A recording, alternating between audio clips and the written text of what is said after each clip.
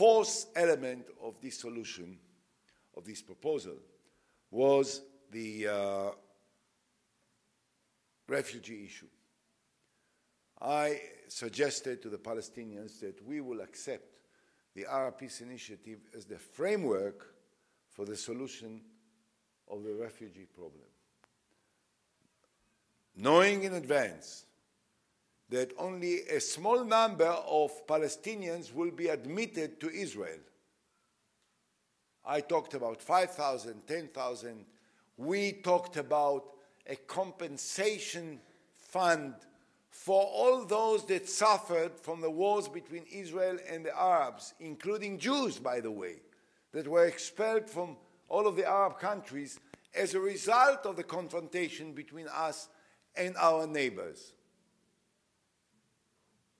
But that the framework for this solution will be the Arab Peace Initiative that was originally proposed by the former king of Saudi Arabia, King Fayed, and which has been reconfirmed and readopted by the Arab League of Nations in Beirut in 2002 and in Riyadh in 2007.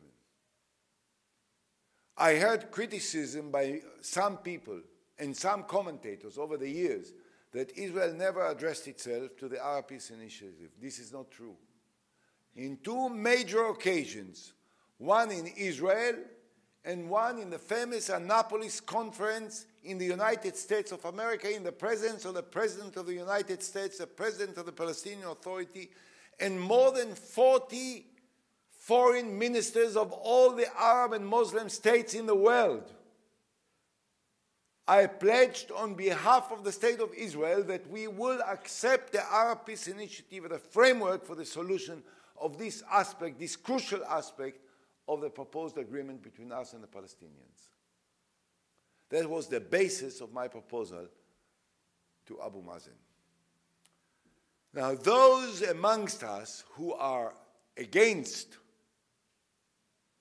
any further discussions with the Palestinians on that basis say that, what do you want?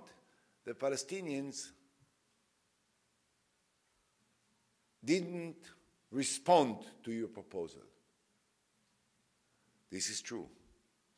But I keep getting messages from Abu Mazen all the time. He says in these messages, whenever you speak, and he hears every now and then about my statements, speeches, media interviews that I refer to this, he says, don't forget to say that I never said no to your agreement. So now it's a matter of, how do you want to look at it? You want to be pessimistic? You immediately say, Abu Mazen ran away, never said yes to your proposal. If you want to be optimistic, and I all my life wanted to be optimistic, because you can't, can you be a prime minister of Israel if you're not an optimist? Tell me. I always said, it's true he didn't say yes, but he didn't say no. And when the Palestinians want to say no, they know how to say no. They said no several times, including in Camp David in 2000. When President Clinton was leaning on Yasser Arafat at that time and begged him, say yes to Barak, the former prime minister. And Yasser Arafat said no. This time they didn't say no. But this is not the argument. The argument is, do we believe that there can be an agreement, and are we prepared to continue and try every possible avenue that will ultimately re-establish the trust that was between him and me, that will lead ultimately to this agreement? I believe the time is running out for Israel. That's why I said at the beginning, I'm not speaking for the Palestinians. I don't know how some of them calculate their long-range interest of the Palestinians. I'm calculating the interest of the State of Israel.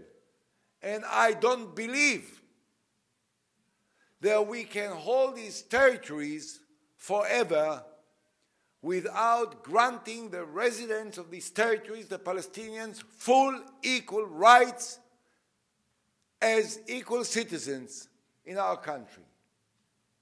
Now, the almost inevitable outcome of this will be that in a matter of 10, 15, 20 years, there will be a majority of Palestinians. And the Jewish state, State of Israel as a Jewish state, will change its nature forever. There is only one alternative: to separate. To separate on a friendly basis. To separate on the basis of an agreement. To separate on the basis of compromise.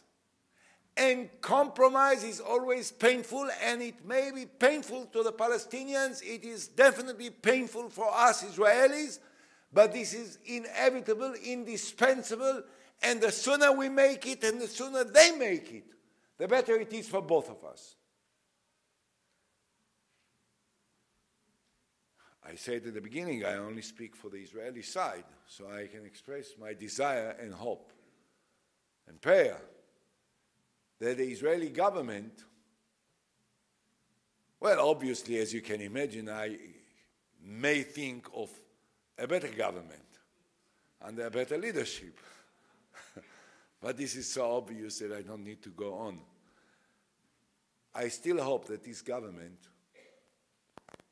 will ultimately come to grips with the urgency of this matter and will overcome the opposition. There is opposition amongst some of the parties, some of the members of parliament. There is opposition on the Palestinian side. Both leaderships have to overcome this opposition and make the next step forward that will change the life of Israel, of the Palestinians, of the Middle East, and I think much beyond the Middle East, of the whole world.